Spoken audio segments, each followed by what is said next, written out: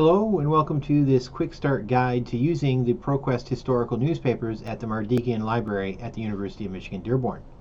This is part one of the guide, and in part one I will be talking about getting into the database and beginning your search within the ProQuest historical newspapers. I am your social sciences librarian, T. Gorblich, and if you have any questions after this tutorial, feel free to contact me at the contact information that is listed on the screen right now. Okay, so let's go ahead and get in to the ProQuest historical newspapers.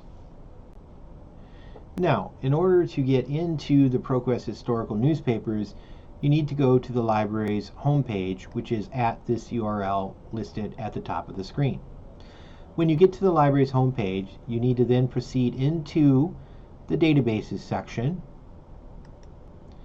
and then you'll be able to identify the subject area that you want to go into. And I would recommend in this case to go into the newspaper section, because you will be able to get quick access to the ProQuest historical newspapers, but then you will also be able to see the wide variety of newspapers that you'll have access to at the University of Michigan Dearborn.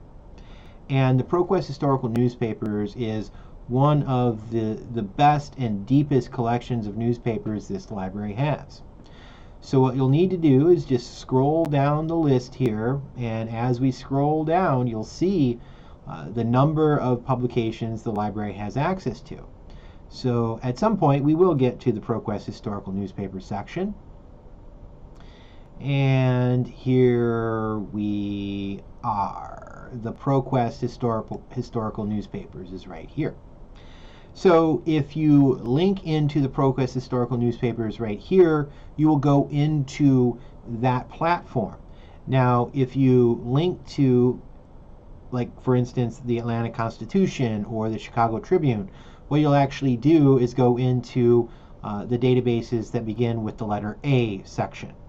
And you don't want to do that. I'm not sure why that is the way this is set up here, but you can avoid that by just simply going into the ProQuest historical newspapers link right here, and then you'll be able to proceed into the database.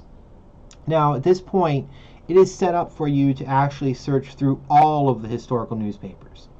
What I would recommend is clicking where it says change databases, and then you'll be able to select the newspapers that you want to go into, because you don't necessarily want to search through all of the newspapers. All right, you want a much lengthier time frame than what is available through the Arizona Republican, for instance, from 1890 to 1922. We really want to hit maybe the New York Times, the LA Times, and the Washington Post. All right, so we can do that by just looking for those particular publications and selecting them. Okay, the Los Angeles Times from 1881 to 1992. And then we can also search the ProQuest historical newspapers, the New York Times with index from 1851 to 2013. And then we can also search the Washington Post from 1877 to 1999. All right, and then at this point we want to scroll back to the top of the page and then click where it says use selected databases. And then those are the databases that we are searching within the ProQuest historical newspapers.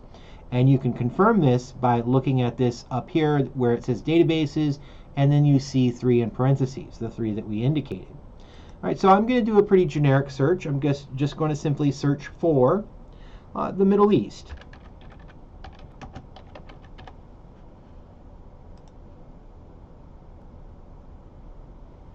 And this begins our search in the ProQuest historical newspapers. This has been a quick start guide to using the ProQuest historical newspapers at the Mardigian Library at the University of Michigan Dearborn. And this has been part one, getting into and beginning your search within the ProQuest historical newspapers. Now you can proceed on to part two of the quick start guide for using the ProQuest historical newspapers, and I will be discussing what you will need to do with the search results list that you get after you begin your search. So go ahead and proceed on to part two of this quick start guide. But if you have questions along the way, again, feel free to contact me at my contact information that is listed on the screen now.